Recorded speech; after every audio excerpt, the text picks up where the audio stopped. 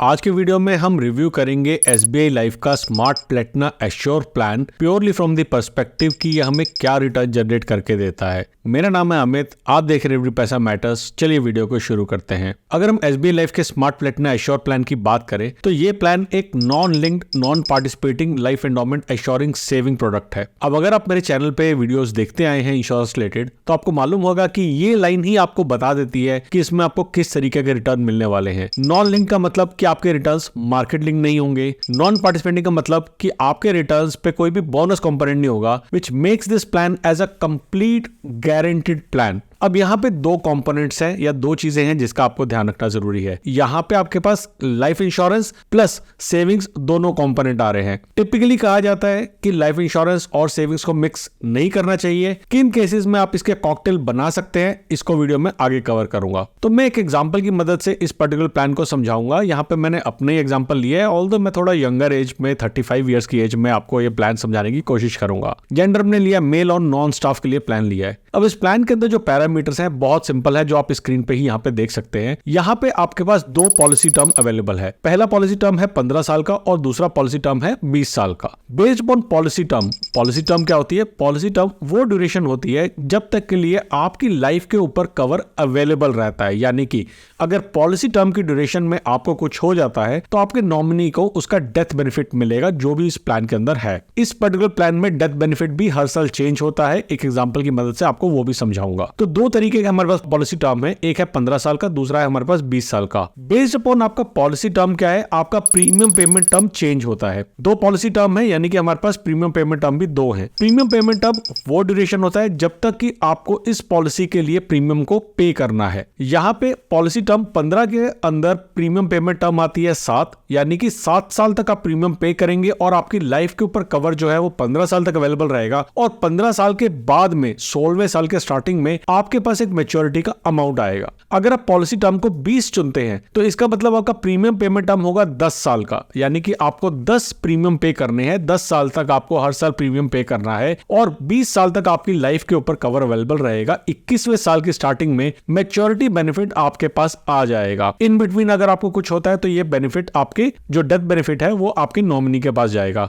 Annual premium आप देखेंगे minimum यहाँ पे 50,000 रुपए है और अपर की कोई लिमिट नहीं है। ये अमाउंट यहाँ पे जो लिखा है ये विदाउट जीएसटी है, लेकिन हम कैलकुलेशन जो करेंगे रिटर्न की वो विद जीएसटी करेंगे। प्रीमियम पेमेंट फ्रीक्वेंसी दो यहाँ पे दे रखी है, ईयरली या मंथली, आप इनमें से चुन सकते हैं। तो बहुत ही सिंपल पैरामीटर्स है और मेरे हिसाब से प्लान्स इतने सिंपल और स्ट्रेट फॉरवर्ड ही होने चाहिए ताकि आपको डिसाइड करने में आसानी रहे कि क्या ये प्लान आपके लिए सही है भी या नहीं। चलिए अब एक एग्जांपल लेते हैं कि हमने लिया है पॉलिसी टर्म 15 साल का और यहाँ पे हमने प्रीमियम लिया है 1 लाख रुपए का। तो अगर हम 1 लाख रुपए के प्रीमियम को 7 साल के लिए पे करते हैं तो हमने टोटल 7 लाख रुपए यहाँ पे पे किए हैं और हर साल हम प्रीमियम को पे कर रहे हैं और कैलकुलेट करते हैं कि रिटर्न क्या आ रही है। तो कैलकुलेट का बटन मैंने यहाँ पे क्लिक किया है और राइट साइड में आप देख सकते हैं तो सबसे पहले ऊपर लिखा है सम एश्योर्ड, जो कि है इस केस में 8,40,000 का। प्रीमियम पेमेंट फ्रीक्वेंसी जो है वो ईयरली है और प्रीमियम अमाउंट है 1 लाख रुपीज एक्सक्लूडिंग जीएसटी। यहाँ पे जो जीएसटी लगता है वो पहले साल में लगता है 4.5%, यानी कि इसके ऊपर लगेंगे 4,500 रुपए और सेकंड ईयर ऑनवर्ड लगता है 2.25%, यानी कि 2,250 रुपए लगेंगे 1 लाख के प्रीमियम पे। प्रीमियम पेमेंट टर्म जैसा हमने देखा था 7 साल है और पॉलिसी टर्म है हमारी 15 साल की। मैच्योरिटी बेनिफिट यानी कि अगर आप पूरे 15 साल तक अलाइव रहते हैं तो 16वें साल के स्टार्टिंग में आपको 13,65,000 रुपए का मैच्योरिटी बेनिफिट मिलेगा। अब इसी को अगर हम चेंज कर देते हैं यहाँ पे पैरामीटर, पॉलिसी टर्म को हम 20 साल की कर देते हैं, यानी कि अब आपने जो प्रीमियम है वो 10 साल तक दिया है तो आपने टोटल 10 लाख रुपए पे किया है और इस केस में आपका मैच्योरिटी बेनिफिट 24,18,750 रुपए हो जाते हैं। अब एक्सेल शीट की मदद से देखने की कोशिश करते हैं कि एक्चुअली में रिटर्न क्या निकल के आ रही है। तो मैंने एक बहुत ही सिंपल और easy to understand Excel sheet बनाई है। यहाँ पे सबसे पहले आपको जाना है पैरामीटर वाली टैब में, यहाँ पे आपको डालना है प्रीमियम। हमने यहाँ पे बात की थी 1 लाख रुपए के प्रीमियम की और आपको यहाँ पे डालने हैं दोनों रिजल्ट 15 पीटी यानी कि पॉलिसी टर्म जहाँ पे 15 था उसका क्या रिजल्ट आ रहा है और 20 पीटी का आपको रिजल्ट डालना है। तो यहाँ पे जाते हैं हमने 15 साल की पॉलिसी टर्म के अंदर रिटर्न देखी हमारे पास 13,65,000, तो यहाँ पे मैं डालूंगा 13,65,000 का अमाउंट। और अगर मेरी पॉलिसी टर्म यहाँ पे 20 ईयर्स की है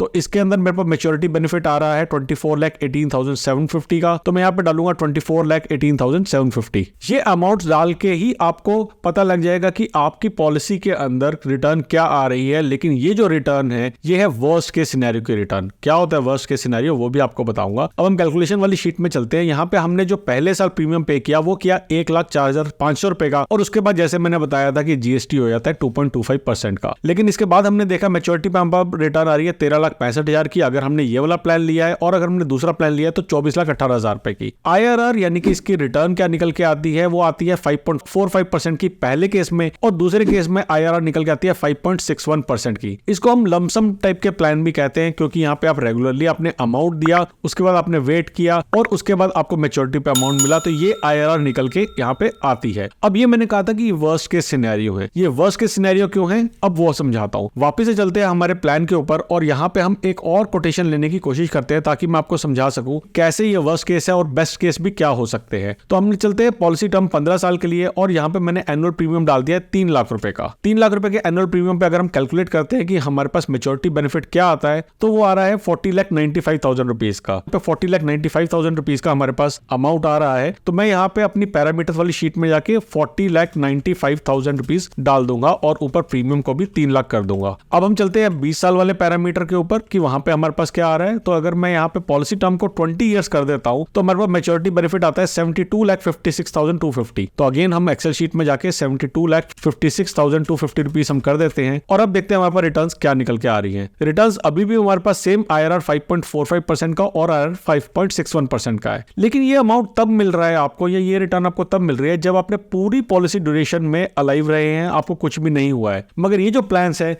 ये प्लान्स हमारे मिक्स प्लान है। मिक्स प्लान मतलब सेविंग्स और लाइफ इंश्योरेंस। तो लाइफ इंश्योरेंस का कंपोनेंट है, इसका भी हमें ध्यान रखने की जरूरत है। तो अगर आप यहाँ पे देखेंगे बेनिफिट इलस्ट्रेशन आपके सामने नजर आ रही है कि आप 3-3 लाख रुपए का प्रीमियम दे रहे हैं, और डेथ बेनिफिट आप देखेंगे 30 लाख रुपए से स्टार्ट हुआ था, और हर साल आपका डेथ बेनिफिट जो है वो इंक्रीज हो रहा है। अब मान लेते हैं कि यहाँ पे जो भी इंश्योर्ड है आपने इस प्लान को ले रखा है, और आपकी यहाँ पे डेथ हो जाती है कुछ टाइम के बाद में। फॉर एग्जाम्पल अगर मैं यहाँ पे मानूं कि आपकी डेथ यहाँ पे हो जाती है 8 साल के बाद में, तो उस केस के अंदर रिटर्न क्या निकल के आती है। तो अगर हम 8 साल के बाद में देखें कि डेथ हो जाती है, तो यहाँ पे 8 साल के बाद में कितना अमाउंट मिलेगा, हमें बेनिफिट इलस्ट्रेशन में जाना पड़ेगा, और 8 साल में लिखा हुआ यहाँ पे 36,75,000 रुपए का डेथ बेनिफिट है। तो 36,75,000 रुपए का अमाउंट हमें यहाँ पे डालना पड़ेगा। तो 36,75,000 हमने यहाँ पे डाल दिया है, और इसके बाद हम IRR निकालेंगे। IRR ऐसे निकालते हैं इक्वल टू IRR, और इन सबको हमने कर दिया तो 8.85% की हमारे पास यहाँ पे रिटर्न निकल के आती है। यानी कि जो रिटर्न हमारी 5.61% की थी, अब वो 8.85% की आ गई है। ये मैंने इसलिए निकाला है इसका रिटर्न इस तरीके से, क्योंकि लोग कहते हैं कि अगर हम इस पैसे को हम FD में डाल देते तो वहां भी ज्यादा रिटर्न आ जाती। बिल्कुल आ जाती है अगर आप मैच्योरिटी तक अलाइव रहते, लेकिन अगर आप रिस्क ले रहे हैं तो ये रिस्क का आपको रिटर्न मिलके आ रहा है, और ये अमाउंट कंप्लीटली टैक्स फ्री होगा। सेकेंडली अगर हम बात करते हैं कि लेट से डेथ जो है वो 4 साल के बाद में ही हो जाती है। आप पे कितना कर रहे थे, पहले साल आपने 3,13,500 रुपए पे किया, फिर 3,06,750 रुपए किया, और अगर हम 4 साल के बाद में देखते हैं कि डेथ बेनिफिट क्या है, 4 साल के बाद में डेथ बेनिफिट यहाँ पे 31,87,500 रुपीज का है। तो वापस चलते हैं हमारी एक्सेल शीट में, और यहाँ पे हम डाल देते हैं 31,87,500 रुपीज का, और अब इसका IRR निकालते हैं। तो IRR अगर मैं निकालता हूँ यहाँ पे इक्वल टू IRR करेंगे, और हम रिटर्न यहाँ पे निकालेंगे, तो हमारी वैल्यू आती है 41.70% की। तो हमें पता लग गया यहाँ पे कि अगर मैं अलाइव रहा तो मुझे 5.61% का रिटर्न मिलेगा, लेकिन अगर मेरी उससे पहले डेथ हो जाती है तो उस केस में मेरे जो नॉमिनीज को अमाउंट मिल रहा है उसके कारण मेरी रिटर्न 8.85% हो गई है 8 साल के बाद में, और अगर शुरू में कुछ हो जाता है तो 41.70% की रिटर्न आ जाती है, और कोई और इंस्ट्रूमेंट नहीं है जो आपको ये रिटर्न जनरेट करके दे। अब वीडियो के शुरू में मैंने कहा था कि हमें आइडियली इंश्योरेंस और सेविंग्स का कॉकटेल नहीं बनाना चाहिए, लेकिन उसका आंसर देने से पहले अगर आप अभी भी वीडियो देख रहे हैं तो लाइक पे क्लिक कीजिए और सब्सक्राइब कीजिए मेरे चैनल को, ताकि फ्यूचर में भी आपको ऐसे इन्फॉर्मेटिव वीडियो मिल सके।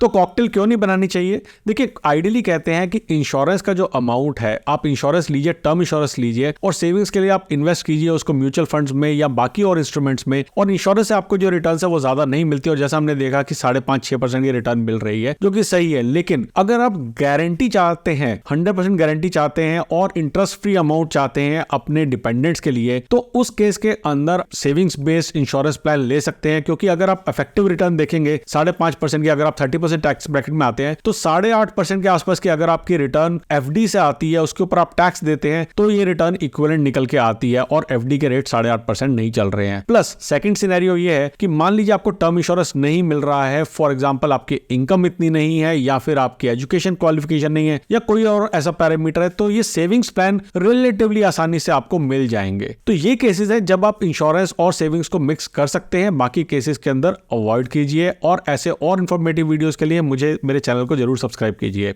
जल्दी आएंगे एक और मजेदार वीडियो लेके, तब तक के लिए बचाते रहे, कमाते रहे, बिकॉज एवरी पैसा मैटर्स।